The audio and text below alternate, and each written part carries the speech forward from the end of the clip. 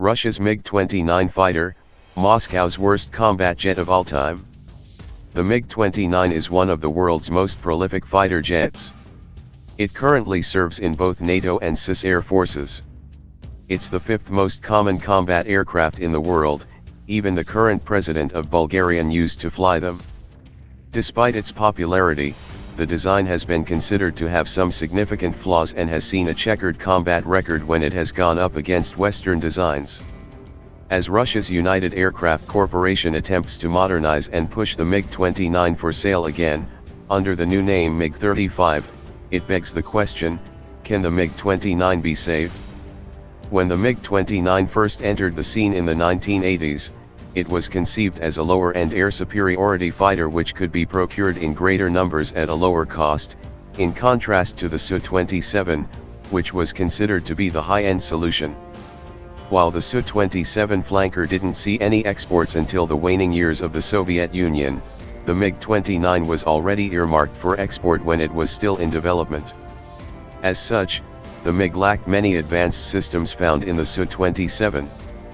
While the Su-27 featured an advanced computerized fly-by-wire system that allowed for an aerodynamically unstable airframe, the Mig-29 despite a similar layout of engine and wings did not have this, instead relying on a traditional system of hydraulically controlled control surfaces. The Mig-29 also packed a less powerful radar and had much less internal fuel relative to the Sukhoi. However, the two aircraft were similar in many aspects. Both had a focus on heat-seeking weaponry, with bulbous infrared search and track, IRST, sensors on the nose of both aircraft. These were integrated with the advanced thrust vectoring R-73 missile, which could be slaved to a helmet-mounted sight which allowed a pilot to lock onto a target just by looking at it. This could make the Mig-29 very hard to beat in a close-in dogfight. Despite these similarities, the lower-end nature of the design limited the Mig-29's capability to conduct combat at beyond visual range, BVR. The lower power radar limited the plane's ability to search for and lock targets at a range, and the plane only featured 6 weapons hardpoints. This initial version of the Mig-29 can be called the 9.12 version and was exported to Warsaw Pact countries. Later versions of the Mig-29 resolved some of these issues. The MiG-29S, 9.13, built for domestic use featured an enhanced radar that could shoot the R-77 active radar homing air-to-air missile and increased the number of weapons hardpoints to 8. Around the same time that these updates were being completed, the MiG-29's reputation was about to take a beating. While exact numbers are uncertain, the Iraqi MiG-29S, 9.12s, didn't fare well against coalition air power during Operation Desert Storm. 8 years later, Yugoslavian MiG-29s, also 9.12s, also suffered significant losses when facing down NATO air power over the Balkans. While Russia scored a second wave of exports to African and Asian countries in the 1990s, mostly of the MiG-29 E-type, a downgraded MiG-29s for export, the future of the MiG-29 around the world appears to be in danger. Most of the old Warsaw Pact MiG-29s are now in the hands of NATO countries, so naturally, they have no future in the service. Poland has kept their MiGs in service largely by developing their own cottage industry, which does overhauls and repairs. But even now Poland is looking to withdraw the MiG from service and will probably replace it with F-16s. The entire fleet was recently grounded after a fatal crash.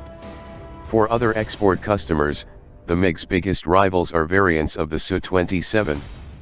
While so-called second-generation MiG-29s such as the MiG-29M and MiG-29SMT, MiG-29M technology applied to 9.13 airframes, brought the level of avionics up to that of contemporary Su-27 variants, these updates have not come cheap.